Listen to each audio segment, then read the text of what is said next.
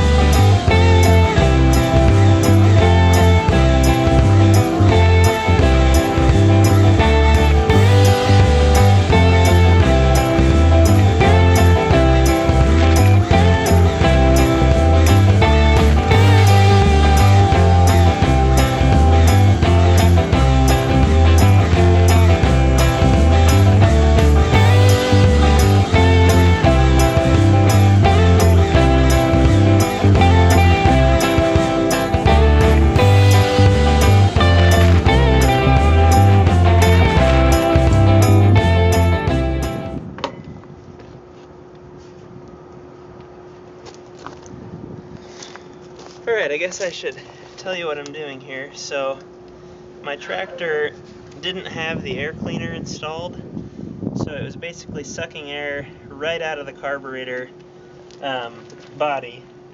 What we need to have is the pipe up to the air cleaner, and then the oil bath, and what they call the pre-cleaner right here.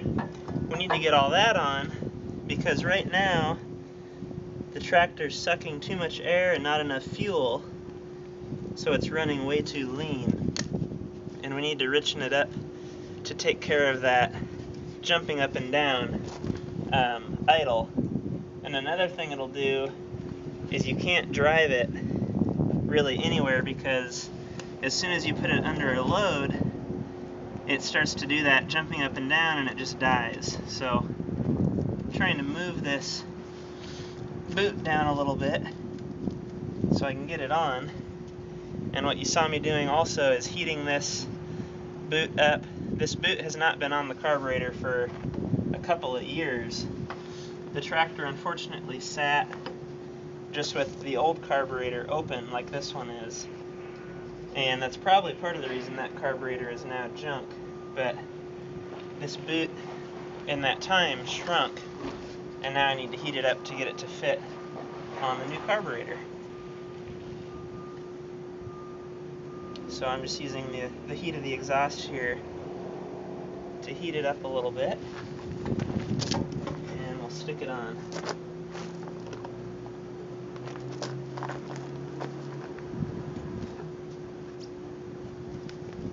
There's that one.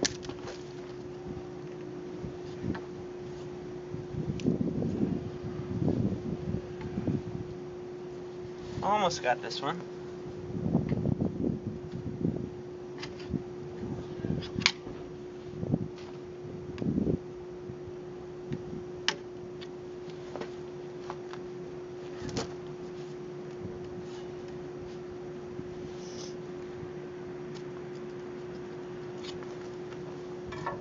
A little bit of grease would probably work wonders here, but I didn't take the time to do that.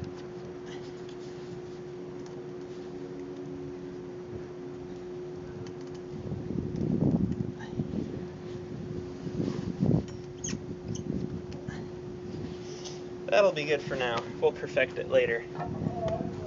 So now we need to put our top hat on, which has a ring here that we can tighten down to hold it in place.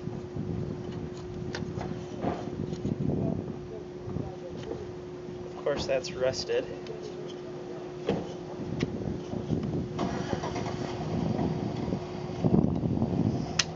There we go.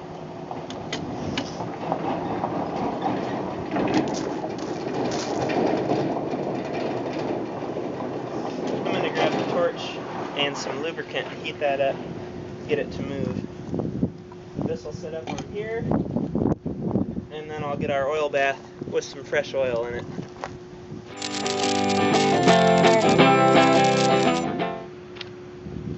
Alright, got the oil bath with fresh oil, and there's a level line, so I filled it to that line, and this will just snap on the bottom.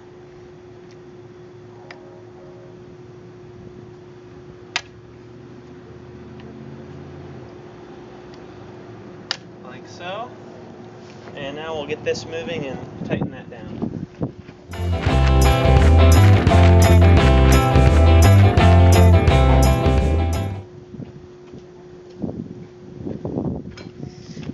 One trick you can use if you're heating up a nut or a bolt and trying to get it to move is first heat it up as hot as you can, and then you want it to cool down slowly. But what I like to do is spray it with the penetrant to cool it down, and that seems to work pretty well. I'll show you what I mean here in a second.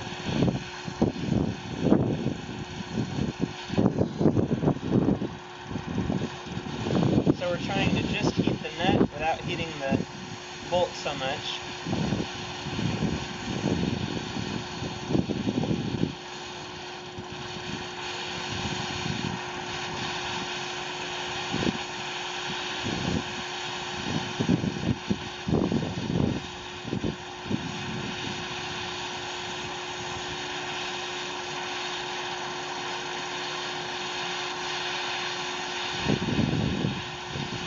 Pretty much glowing red, and you can either let it cool slowly or, like I said, take your penetrating oil or WD-40 or whatever and cool it off with that. It seems to work pretty well. Look at that. Moves perfectly.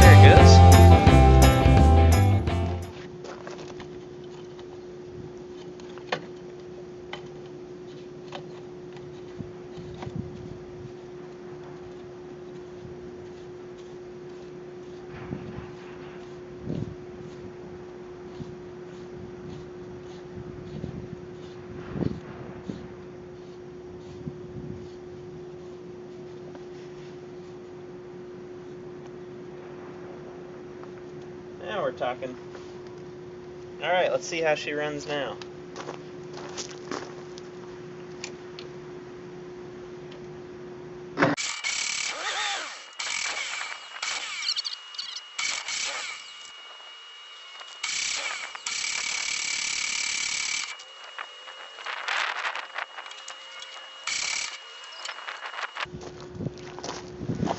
I think I found the problem, guys. Come check this out. Here is the inside of our air cleaner. It's hard to tell, but it is completely gummed up. So what I did by putting that boot back on there is just completely stopped the airflow to the carburetor. So there's no way it's going to start. I'm going to pull this off, clean it up real good, and I'll be right back and give it another try. Alright guys, so sorry for that earlier sequence. I just was recording and it's probably going to be a mess once it's edited, but basically I'll explain what happened.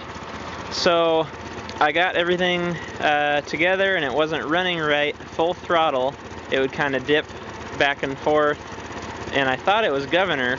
Well, I'm pretty sure now the problem is just lack of fuel, and I don't know exactly why, but I kind of just want to drive the thing. So what I'm doing for the time being is I got all this on with the oil bath and the air cleaner and everything, got it all cleaned up.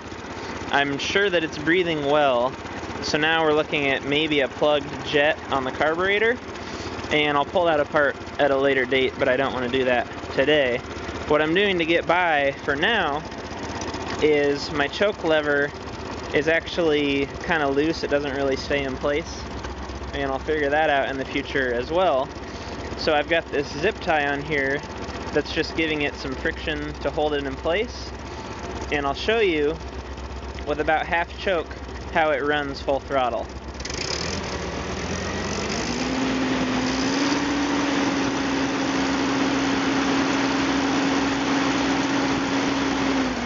So no more dipping or anything like that.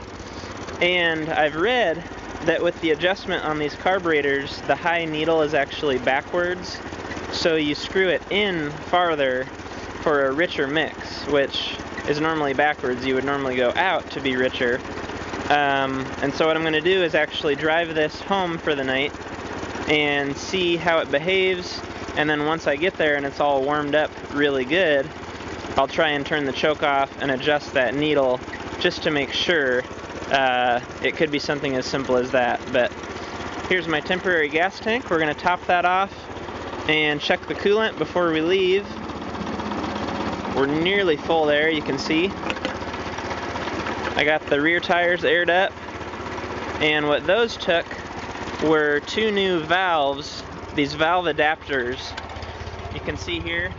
So it's a large bore valve, and then there's this adapter to get it down to the standard bore, and these were rotten before I replaced them. So I got 2 new valves, and then I filled up as much as I could with Fix-A-Flat, and I'm not sure if that's actually going to do any good because there's still some of that calcium chloride or whatever it is in the wheels. I tried to drain as much out as I could, but I'm sure I didn't get it all. So we'll see if the Fix-A-Flat actually does any good. Let's just check the operation of everything. I know the high-low works. I just went around the block and the high-low works. Let's check the PTO while we're at it. PTO works. Lift works. Let's go back down with the lift.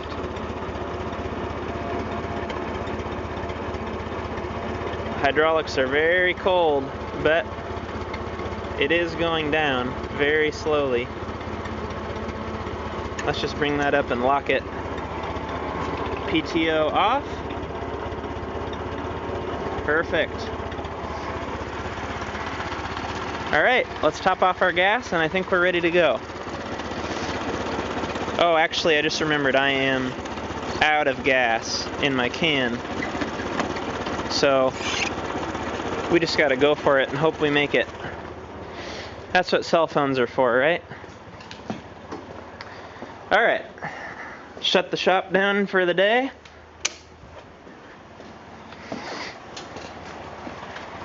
It's gonna be a little bit cold. It's I think about 40 degrees right now, so this will be fun.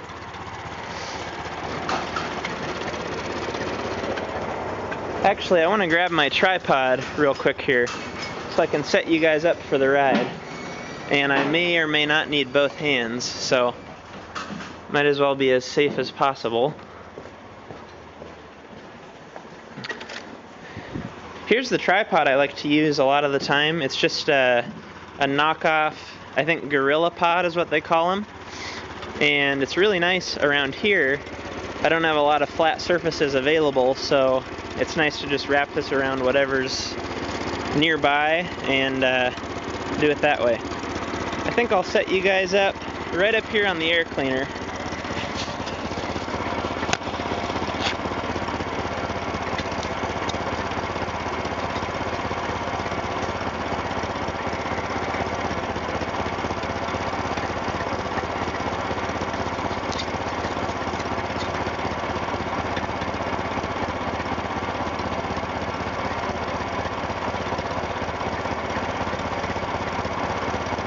Something like that ought to work.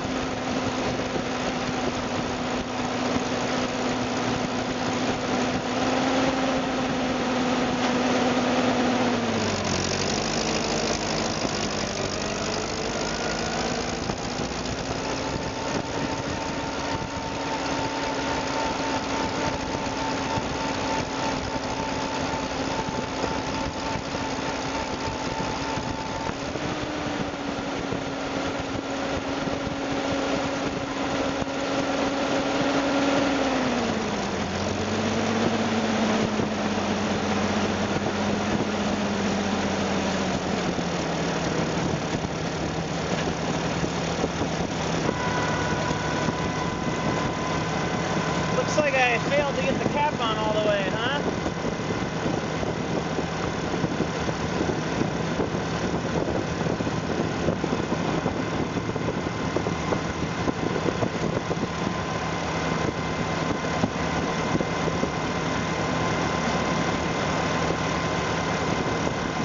Oh well.